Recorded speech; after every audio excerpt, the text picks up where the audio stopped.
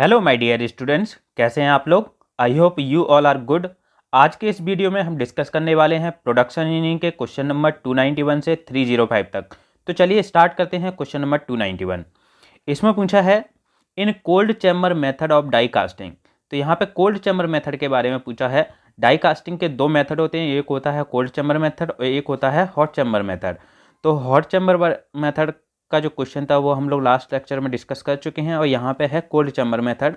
तो यहाँ पे पूछा है the melting pot is integral with die casting. तो यहाँ पे मेल्टिंग पॉट के बारे में पूछा है। यहाँ पर हम लोगों ने डिस्कस किए थे, ये हमारा हॉट चैम्बर डाई कास्टिंग है। तो यहाँ पर ये इनबिल्ट रहता है मशीन के साथ में, और यहाँ पे क्या होता है कि हम कहीं दूसरी जगह उसको मेल्ट करते हैं मेटल को यहाँ पर इस तरीके से, और इस लेडल की सहायता से हम इसके अंदर लेकर आते हैं और इस प्लंजर की सहायता से डाई कैविटी के अंदर भेजते हैं। तो यहाँ पर ये कोल्ड चैम्बर के अंदर नहीं रहता है इंटीग्रल पार्ट।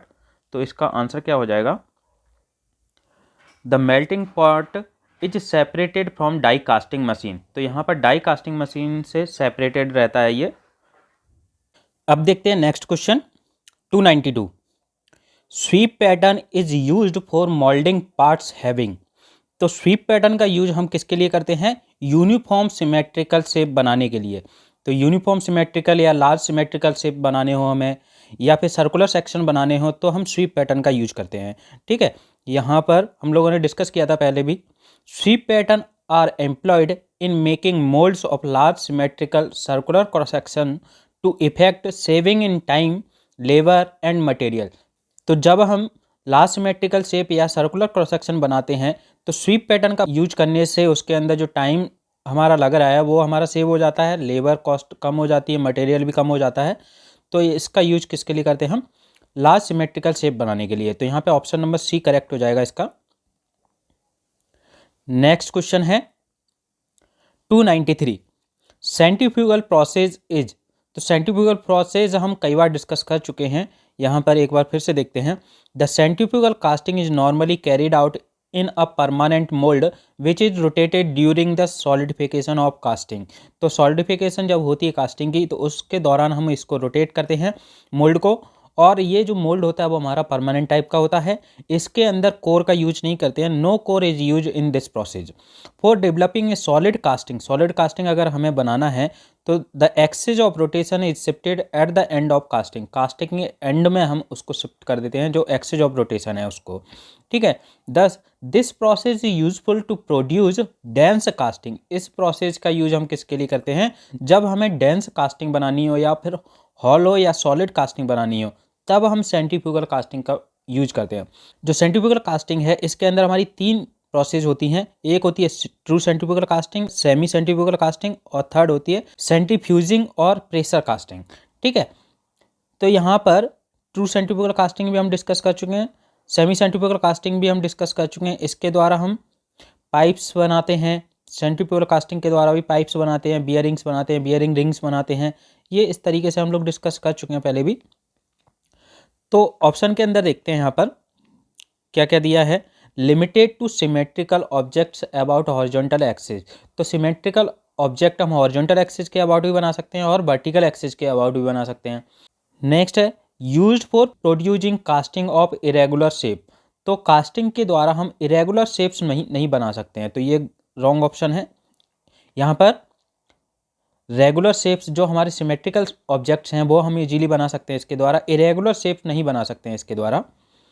नेक्स्ट है used for producing one casting at a time.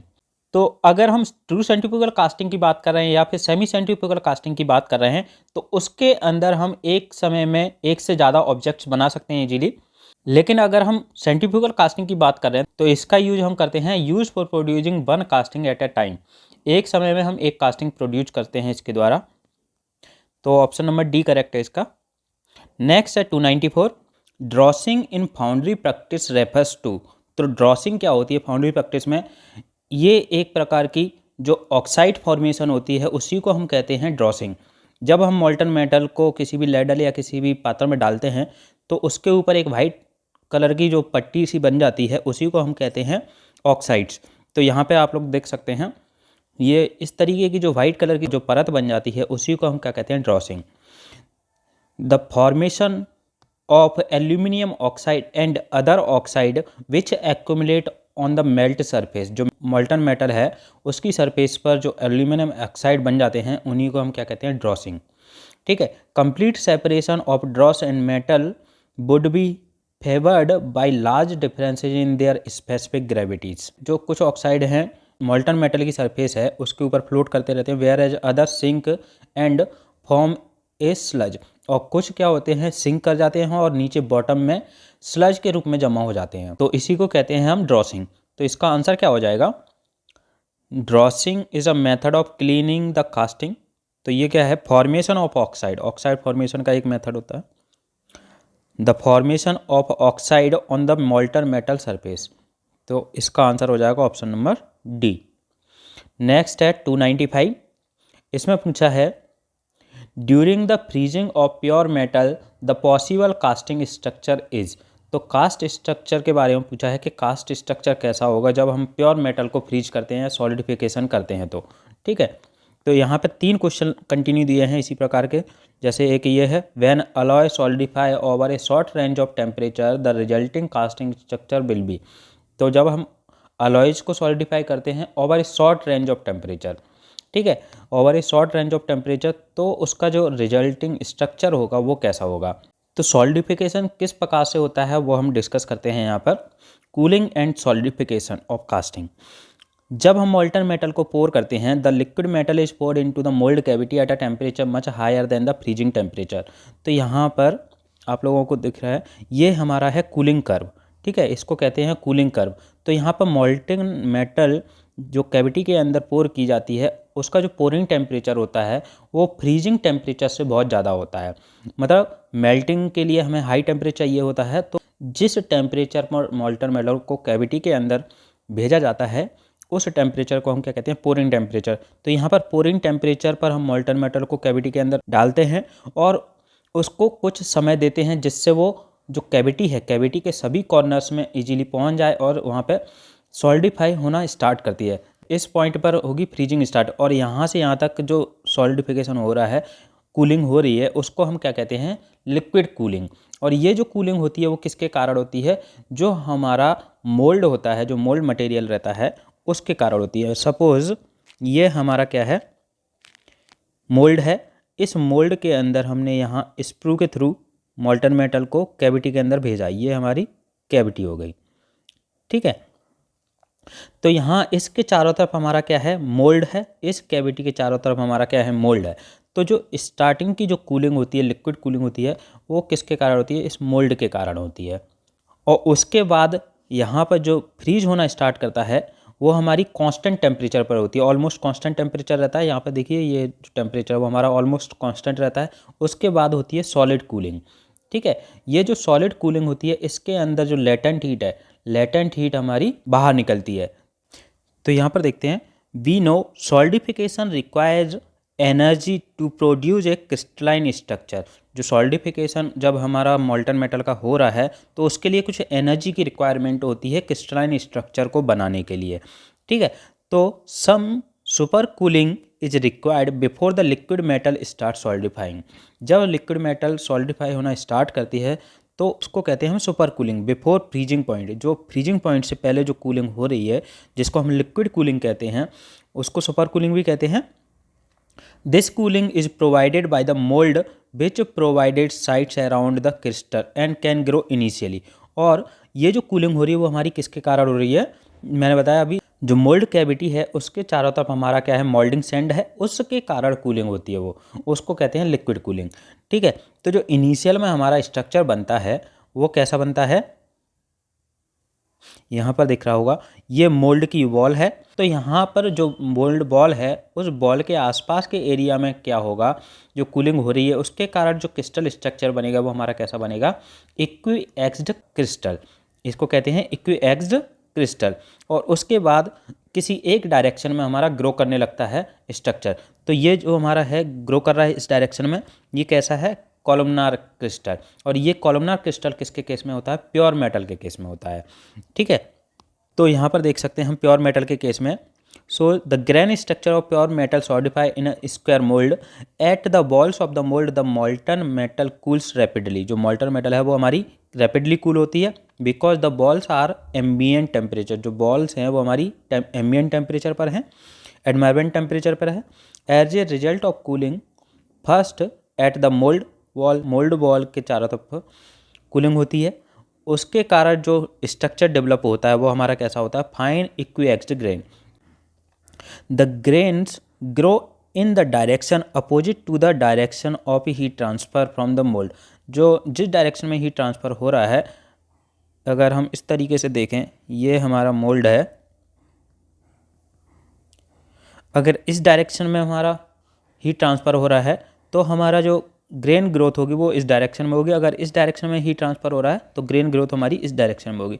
तो इस तरीके से अपोजिट डायरेक्शन में हमारी ग्रेन ग्रोथ होती है.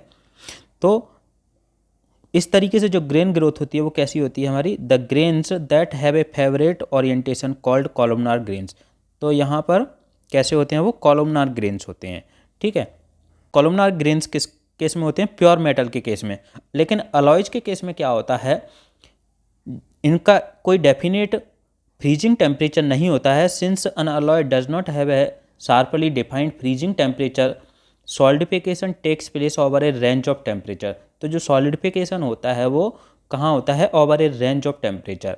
और ये किस पर डिपेंड करता है, मेनली 3 फैक्टर्स पर डिपेंड करता है.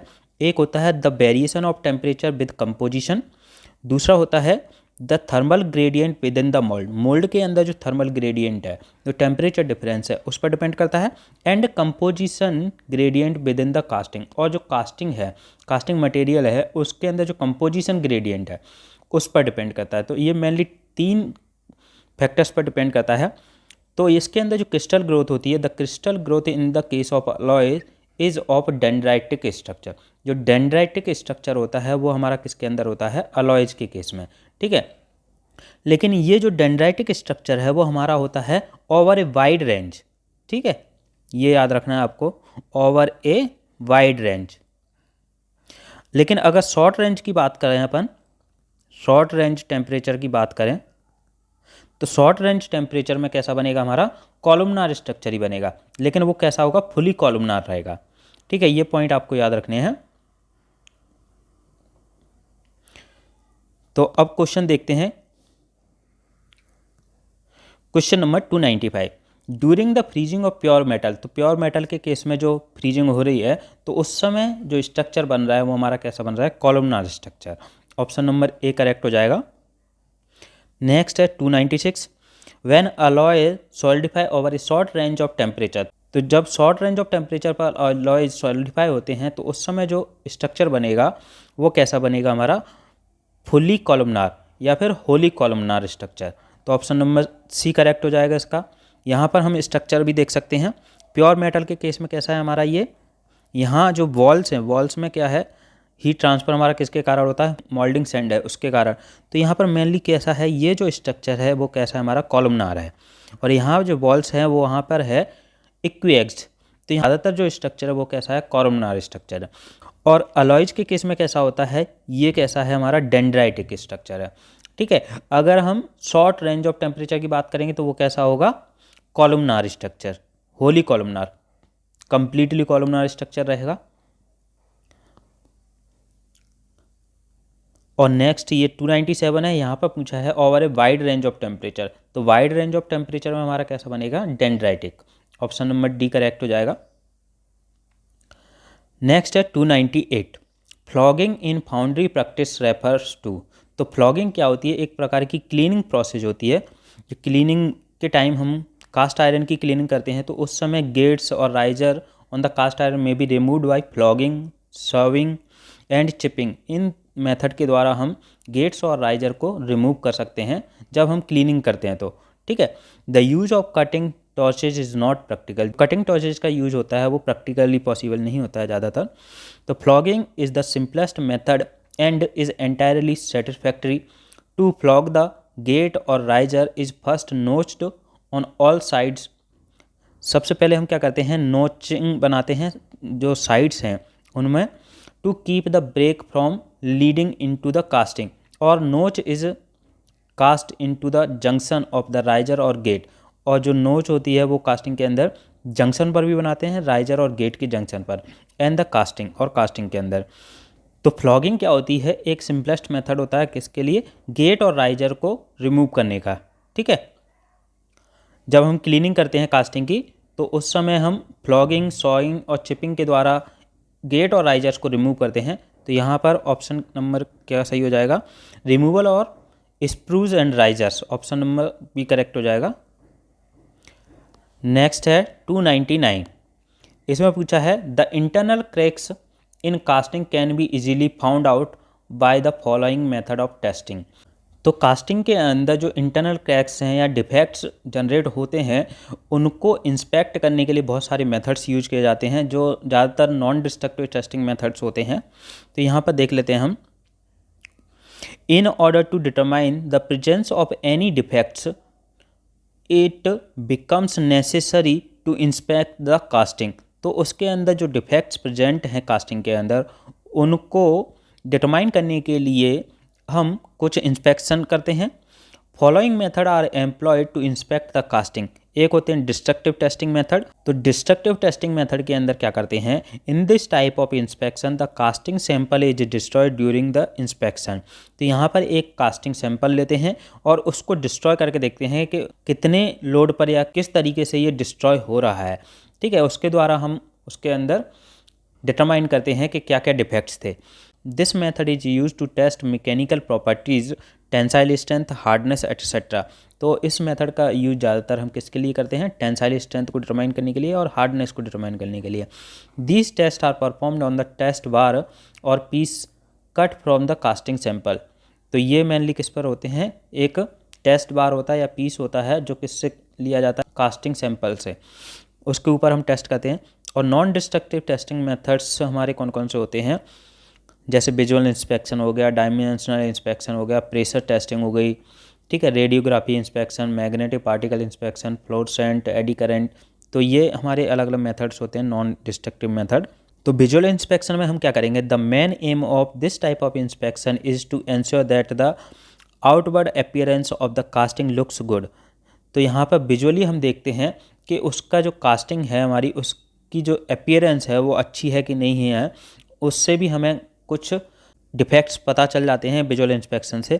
Through this inspection the defects like cracks, tears, run-outs, swells etcetera में बी डिटेक्टेड।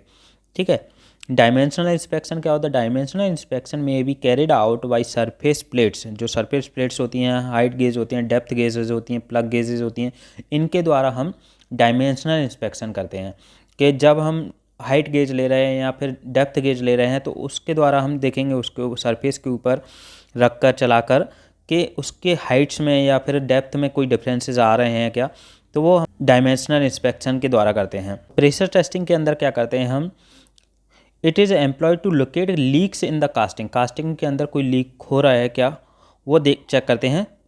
तो ओवरऑल स्ट्रेंथ चेक की जाती है इसके अंदर by bursting under hydraulic pressure. जो स्पेसिमेन है, जो कास्टिंग ऑब्जेक्ट है, उसको हम हाइड्रोलिक प्रेशर अप्लाई करते हैं और उस पर देखते हैं कि हाइड्रोलिक प्रेशर के द्वारा वो बस्ट हो रहा है या नहीं हो रहा है। It is carried out on tubes and pipes. ये ज़्यादातर किसके ऊपर होता है, ट्यूब्स ऑफ पाइप्स के ऊपर किया जाता है। नेक्स्ट है radiography inspection. This type of inspection is employed to inspect internal defects of casting by the use of X ray और गामा रे टेक्निक। तो रेडियोग्राफी जो इंस्पेक्शन है वो किसके लिए किया जाता है, जनरली इंटरनल डिफेक्ट्स को फाइंड आउट करने के लिए। नेक्स्ट रहता है हमारा magnetic particle inspection. This inspection method is employed on magnetic ferrous casting. ये हमारा किसके ऊपर होता है, मैग्नेटिक फेरस कास्टिंग के ऊपर। ये आपको याद रखना है कि मैग्नेटिक फेरस कास्टिंग के लिए हम अगर हमें सरफेस या सब सरफेस डिफेक्ट्स फाइंड आउट करने हैं तो हम किसका यूज करेंगे, मैग्नेटिक पार्टिकल इंस्पेक्शन का। यहाँ पर मैग्नेटिक फेरस मटेरियल के लिए यूज किया है, नॉन मैग्नेटिक फेरस मटेरियल के लिए यूज नहीं करते हैं इसको किसके लिए यूज करते हैं, सिर्फ मैग्नेटिक फेरस मटेरियल्स के लिए। और नेक्स्ट है फ्लोरेसेंट पेनिट्रेशन। तो फ्लोरेसेंट पेनिट्रेशन के अंदर क्या होता है, this type of inspection is employed to find minute pores and cracks on the surface of the casting that may be missed even under magnification. तो ये इस टाइप का जो इंस्पेक्शन है वो किसके लिए किया जाता है? फाइंड माइन्यूट पोर्स, वो बहुत बारीक पोर्स अगर बचे हुए हैं, क्रैक्स बचे हुए हैं कास्टिंग की सरफेस के ऊपर, तो उसको हम किसके द्वारा फाइंड आउट कर सकते हैं? फ्लोरेसेंट पेनिट्रेशन के द्वारा। इसके अंदर हम क्या करते हैं कि fluorescent penetrating oil mix with whiting powder, एक वाइटिंग पाउडर के साथ मिक्स किया जाता है and is applied on the casting surface, और कास्टिंग सरफेस के ऊपर अप्लाई करते हैं बाई डिपिंग, स्प्रिंग और ब्रूसिंग। तो क्रैक्स और अदर डिफेक्ट्स बिकम विजिबल, उसके कारण जो क्रैक्स और डिफेक्ट्स हैं वो विजिबल हो जाते हैं after the surface has been wiped dry. Next होता है एडी करंट इंस्पेक्शन। इस मेथड में हम क्या करते हैं? The material of the casting need to be ferromagnetic. Eddy current inspection के अंदर जो मटेरियल है वो फेरोमैग्नेटिक भी हो सकता है और नॉन फेरोमैग्नेटिक भी होता है, मतलब मैग्नेटिक भी हो सकता है और नॉन मैग्नेटिक भी हो सकता है। तो दोनों की ही हम इसके द्वारा इंस्पेक्शन कर सकते हैं। The test include a probe, इसके अंदर एक प्रोब होता है which is supplied with a high frequency current, जो हाई फ्रिक्वेंसी करंट सप्लाई करता है। It induces an electric field in the casting, और इसके द्वारा हमारा इलेक्ट्रिक फील्ड जनरेट होता है कास्टिंग के अंदर। The field changes in the presence of surface और near surface defect, electric field generate हुआ है वो हमारा क्या होगा? चेंज होने लगता है अगर उसके अंदर कोई क्रैक्स है या सरफेस क्रैक्स हैं तो यहाँ पर इसका यूज हम किसके लिए करते हैं? सरफेस और नियर सरफेस डिफेक्ट, कोई सरफेस डिफेक्ट है या सरफेस के पास में कोई डिफेक्ट्स हैं उनको फाइंड आउट करने के लिए हम एडी करंट इंस्पेक्शन मेथड का यूज करते हैं। ठीक है। एक होता है अल्ट्रासोनिक टेस्टिंग, इसका यूज हम किस लिए करते हैं? This test finds defect by using high frequency acoustic energy transmitted into the casting. तो हाई फ्रिक्वेंसी एकॉस्टिक एनर्जी को ट्रांसमिट करते हैं कास्टिंग के अंदर in a technology like ultrasound used by medical technician. जैसे अल्ट्रासाउंड का यूज करते हैं मेडिकल फील्ड में।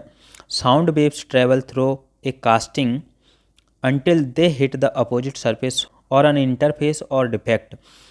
तो इसके अंदर कोई साउंड वेव हम मूव कराते हैं जो क्या करती है? सरफेस को हिट करती है, किसको? जहाँ पर डिफेक्ट है उसको, और any barrier reflect the sound wave which bounce back and reordered for the analytic to look eight.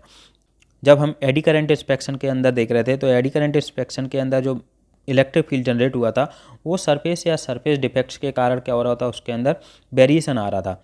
तो ऐसे ही क्या होता है, जो साउंड वेव हम इसके अंदर भेज रहे हैं उस साउंड वेव में भी कुछ वेरिएशंस आने लगे, जहाँ पर डिफेक्ट्स है या जो इंटरफेसेस जहाँ पर क्रैक्स हैं उसको हिट करता है। तो ठीक है, तो ये अल्ट्रासोनिक टेस्टिंग होती है इसके अंदर। This non destructive test can also be use to examine wall thickness and nodule count of ductile iron. Extremely small flaws can be found with ultrasonic testing at very large depth। तो ये इसके द्वारा जो small flaws हैं, small छोटे छोटे cracks हैं, उनको अपन फाइंड आउट कर सकते हैं एट वेरी लार्ज डेप्थ। मतलब ये हमारा इंटरनल डिफेक्ट्स की बात कर रहा है कि जैसे अगर हमारी कास्टिंग ये है, कास्टिंग के अंदर इंटरनल डिफेक्ट्स इस तरीके से यहाँ पे बने हुए हैं कुछ, तो ये जो लार्ज डेप्थ पर जो हमारे इंटरनल क्रैक्स हैं उनको फाइंड आउट करने के लिए हम अल्ट्रासोनिक टेस्टिंग मेथड का यूज करते हैं। ठीक है। और जो एडी करंट मेथड है वो आपको याद रखना है सरफेस या नियर सरफेस डिफेक्ट्स को फाइंड आउट करने के लिए, और जो फ्लोरेसेंट है वो बहुत ही माइन्यूट पोर्स को या बहुत ही माइन्यूट क्रैक्स को फाइंड आउट करने के लिए हम फ्लोरेसेंट पेनिट्रेशन का यूज करते हैं on the surface of the casting. किसके ऊपर? Surface of the casting, casting की सरफेस के ऊपर।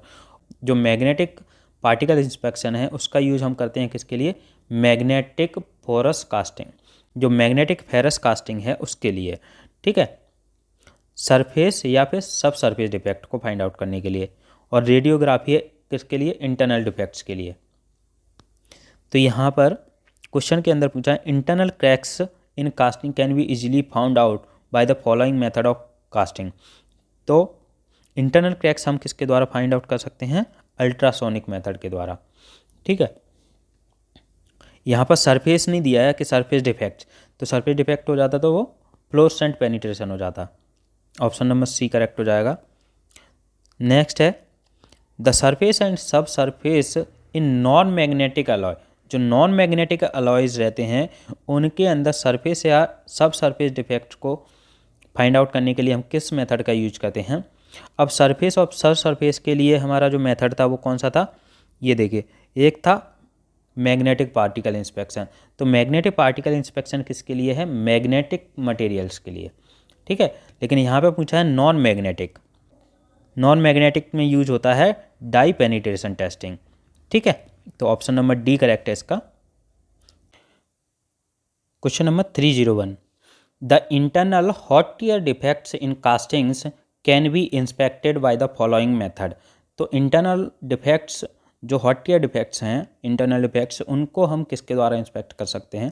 तो हम लोगों ने देखा था अभी, जो इंटरनल डिफेक्ट्स हैं उनको इंस्पेक्ट करने के लिए हम रेडियोग्राफी इंस्पेक्शन का यूज करते हैं। This type of inspection is employed to inspect internal defects of a casting, ठीक है, जिसमें हम एक्सरे या गामा रे का यूज करते हैं। तो यहाँ पर ऑप्शन नंबर ए करेक्ट हो जाएगा। नेक्स्ट है 302, इसमें पूछा है hot tears are casting defect. तो हॉट टियर कौन से डिफेक्ट होते हैं, यहाँ पर देख लेते हैं। हॉट टियर क्या होते हैं, these are the cracks having rugged surfaces या rugged edges due to tensile stresses during solidification. तो सॉलिडिफिकेशन के कारण जो टेंसाइल स्ट्रेस जनरेट होती है, उसके कारण जो सरफेस है उसके ऊपर रग्ड एजेस बन जाती हैं या क्रैक्स बन जाते हैं, उन्हीं को हम कहते हैं hot tear. It is due to the discontinuity in the metal casting resulting from hindered contraction occurring just after the metal has solidify. जब हमारी मेटल सॉलिडिफाई हो जाती है तो वहाँ पे क्या होता है, कॉन्ट्रैक्शन होता है। सॉलिडिफिकेशन के कारण क्या होगा, कॉन्ट्रैक्शन होगा। तो उन कॉन्ट्रैक्शन के कारण उस मेटल के अंदर क्या आ जाती है, डिसकंटिन्यूटी आ जाती है। तो यहाँ पर हमारे इस तरीके की रग्ड सरफेस बन जाती है, क्रैक्स बन जाते हैं, उन्हीं को कहते हैं हम हॉट टियर्स। और ये मेनली किसके कारण होता है, this defect is caused by excessive mould hardness. जो मोल्ड हार्डनेस है रैमिंग के कारण बढ़ जाती है, तो उसके कारण हमारे ये डिफेक्ट आते हैं। या फिर high dry and hot strength है, जो हाई ड्राई और हॉट स्ट्रेंथ बढ़ जाती है, या improper metallurgical and pouring temperature, इसके कारण होते हैं हमारे हॉट टियर्स। तो इसका आंसर क्या हो जाएगा, which occurs due to some sand shearing from the cope surface. ये नहीं होगा, which takes from the internal void surface depression due to excessive gaseous material not able to escape, which occurs due to discontinuity in the metal casting resulting from hindered contraction। तो option number C correct हो जाएगा इसका। किसके कारण हो रहा है ये, मेनली कॉन्ट्रैक्शन के कारण होता है। जब सॉलिडिफाई होती है मेटल हमारी, तो उस समय क्या होगा, कॉन्ट्रैक्शन होगा, उसके कारण डिसकंटिन्यूटी आ जाती है मेटल के अंदर। नेक्स्ट है 303, felting is an operation performed. तो फेल्टिंग क्या होता है, एक प्रकार का क्लीनिंग ऑपरेशन होता है कास्टिंग के अंदर, लेकिन वो कब किया जाता है, आफ्टर कास्टिंग, कास्टिंग के बाद में किया जाते हैं। ये जो क्लीनिंग मेथड्स होते हैं वो हमारे कौन कौन से होते हैं, जैसे रफ क्लीनिंग हो गई, सरफेस क्लीनिंग हो गई, ये आप लोग रीड कर लेना। टम्बलिंग हो गई, ब्लास्टिंग हो गई, ठीक है, ट्रिमिंग, चिपिंग, ग्राइंडिंग, फर्निशिंग। तो यहाँ पर आपको एक जो नोट में आपको दिख रहा है यहाँ पर, ये यहाँ पर क्या है, the complete process of cleaning of casting involving the removal of core, gate and risers, cleaning of the casting surface and chipping of any of the unnecessary projections of the surface is known as felting। ठीक है, ये जो process है वो हमारी क्या कब होती है, कास्टिंग ख़त्म होने के बाद। जब कास्टिंग हमारी कंप्लीट हो जाती है, उसके बाद अगर कास्टिंग को क्लीन करना है तो उस समय हम क्या करेंगे, कोर्स को इसके द्वारा रिमूव कर सकते हैं, गेट्स को रिमूव कर सकते हैं, राइजर्स को रिमूव करते हैं, cleaning of the casting surface, और कास्टिंग सरफेसेस को क्लीन करते हैं। इस and chipping of any of the unnecessary projection, और जो अननेसेसरी प्रोजेक्शंस हैं उनको निकाल देते हैं। तो इसी प्रोसेस को हम क्या कहते हैं, फेल्टिंग। तो ये हमारी होती है फेल्टिंग प्रोसेस। तो इसका आंसर क्या होगा, felting is an operation performed after casting. Casting जब हमारी कंप्लीट हो जाती है उसके बाद करते हैं इसको। ऑप्शन नंबर सी करेक्ट हो जाएगा। नेक्स्ट है vertical centrifugal casting as compare to horizontal centrifugal casting are spun at. तो यहाँ पर पूछा है कि जो वर्टिकल सेंट्रीफ्यूगल कास्टिंग है उसकी जो स्पिनिंग स्पीड होती है वो ज़्यादा होती है, या हॉरिजॉन्टल सेंट्रीफ्यूगल कास्टिंग की स्पिनिंग स्पीड ज़्यादा होती है। तो यहाँ पर ये आपको याद रखना है कि वर्टिकल सेंट्रीफ्यूगल कास्टिंग के केस में जो स्पिनिंग स्पीड होती है वो ज़्यादा होती है as compare to horizontal centrifugal casting. Option number A correct है। नेक्स्ट है 305 सेल मोल्डिंग प्रोसेस रिक्वायर। तो सेल मोल्डिंग प्रोसेस के अंदर हम मेटल पैटर्न्स का यूज करते हैं, ये हम लोग डिस्कस कर चुके हैं पहले भी। तो यहाँ पर आप लोग देख सकते हैं the mould material consist of phenolic resins mixed with fine dry silica in the presence of alcohol. तो यहाँ पर जो मोल्ड मटेरियल है, मोल्ड मटेरियल हमारा किसका बना होता है, phenolic resins mixed with fine silica and in the presence of alcohol. और इसके अंदर वाटर का यूज नहीं करते हैं, किसका यूज करते हैं, एल्कोहल का यूज करते हैं। Pattern used is made of grey cast iron, aluminium और brass and accurately machined for good dimensional surface finish accuracy. तो यहाँ पर जो पैटर्न हम यूज करते हैं वो किसका बना होता है, या तो ग्रे कास्ट आयरन का बना होता है, एल्यूमिनियम का बना होता है, या ब्रास। तो ये हमारी कौन से होते हैं, मेटेलिक मटेरियल होते हैं। तो यहाँ पर जो पैटर्न बना होता है वो कैसा होता है, मेटल पैटर्न होता है। ऑप्शन नंबर डी करेक्ट हो जाएगा। So thanks for watching. अगर आपको वीडियो अच्छा लगा है तो वीडियो को लाइक करें और अदर स्टूडेंट्स के साथ भी इसको शेयर करें, जिससे उनको भी इस लेक्चर का बेनिफिट हो सके। और अगर आपने अभी तक इस चैनल को सब्सक्राइब नहीं किया है तो चैनल को सब्सक्राइब करें और लेटेस्ट वीडियो की नोटिफिकेशन के लिए बेल आइकन को ज़रूर प्रेस करें, जिससे आपको लेटेस्ट वीडियो की नोटिफिकेशन मिल जाएगी। मिलते हैं नेक्स्ट वीडियो में।